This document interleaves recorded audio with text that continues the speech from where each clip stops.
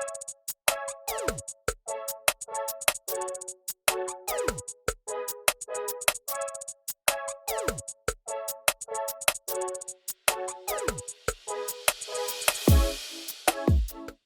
guys, I'm back!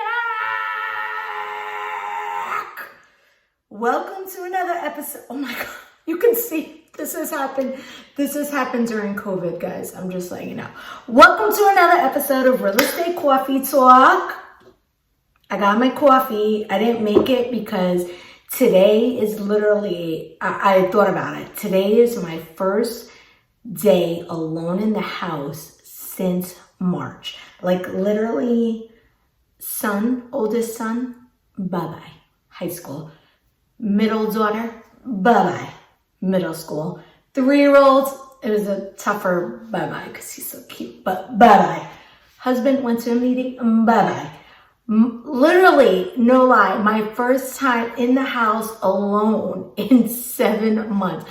So I'm a little hyped and I'm not even lifting a finger. I mean, I just bought my coffee. Since I've seen you, it was actually, even with the C word, it was actually a really busy spring. I helped, between the time I saw you last and now, I've helped about 10 people buy and sell their homes, which was, I was really kind of proud of myself because I've only been licensed a little bit over a year. And so, I mean, I could always be better for sure, but considering it was a pandemic and I had everyone here, I just spilled my coffee, you see?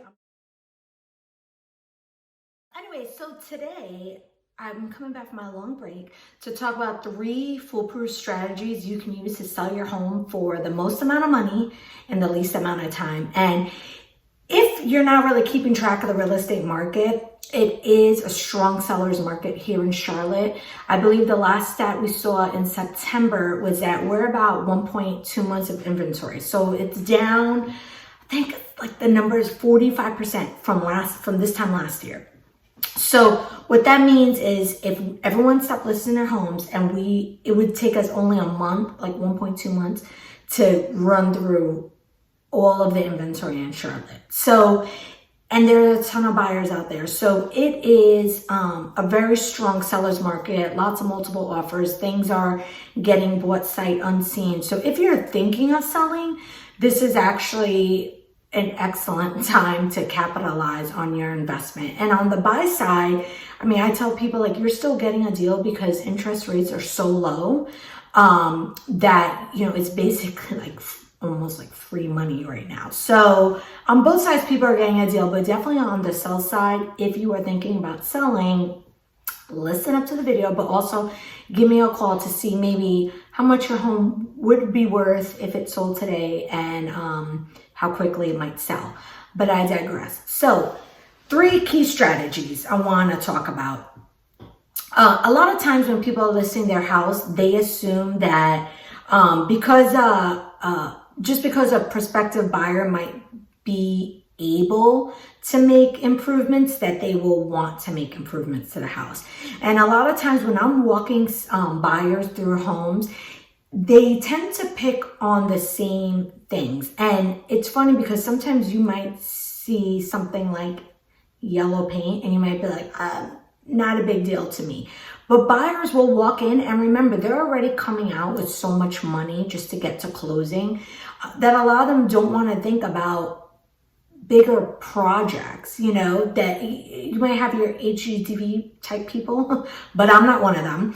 And a lot of times people walk in and they see what is really a minor issue like paint or flooring, and they will go to another house just so they don't have to do a job, even if that means probably paying more than they would just to do it themselves. So here's the truth. Sensibly investing in these meaningful home improvement projects is going to better position your home on the market. Now, it is a very good market, very strong market, but to put yourself in that best position, getting multiple offers and selling quickly so you don't have to deal with a boatload of showings, you want to make sure you're in prime condition. So before you do get started on a home improvement project, consult a realtor.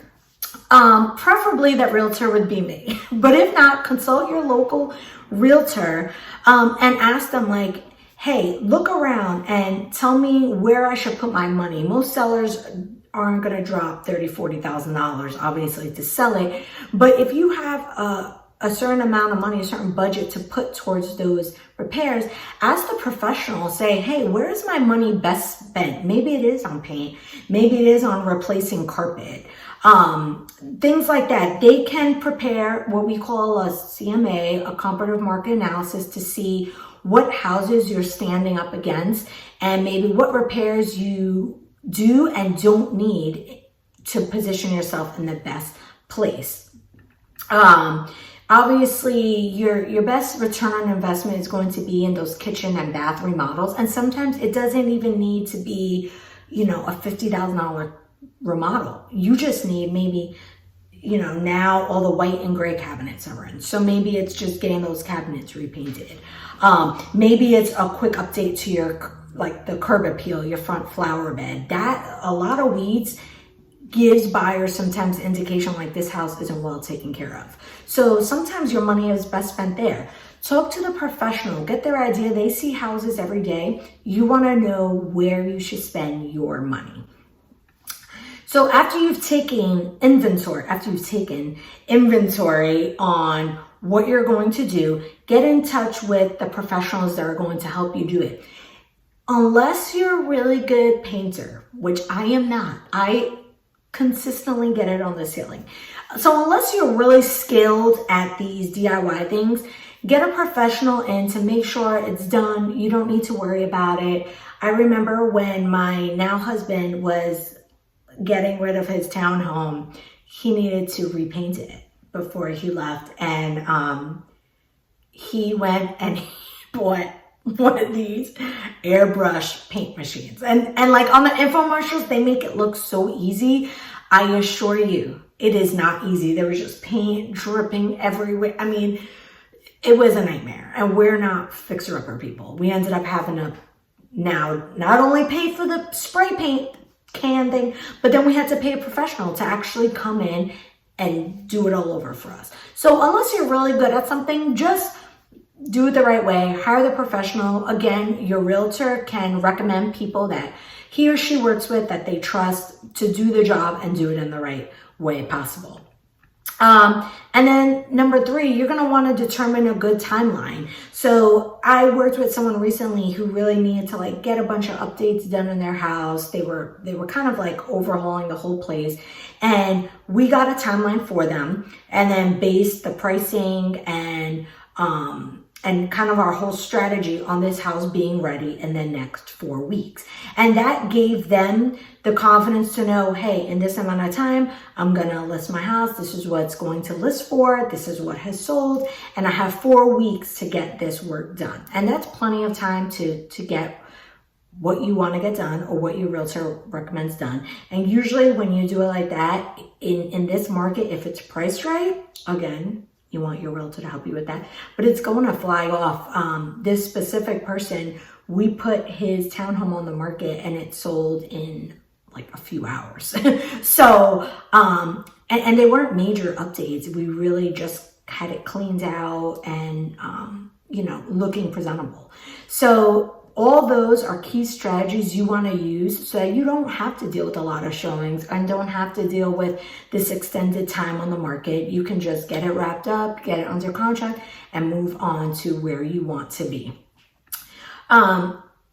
If you don't do these repairs, seemingly minor repairs, and it's one thing if you just really don't have the funds to do it, that's fine, but there is a price to convenience. So keep in mind that if you rely on the prospective buyers to place a value on those repairs, if I see a room that needs to be painted, it might cost you as the seller $500-$600. It might cost, what the buyer is going to put is they're going to knock off $1,000 off of the price because the hassle. So typically, if you rely on the buyers to place a value on it, it's going to be higher.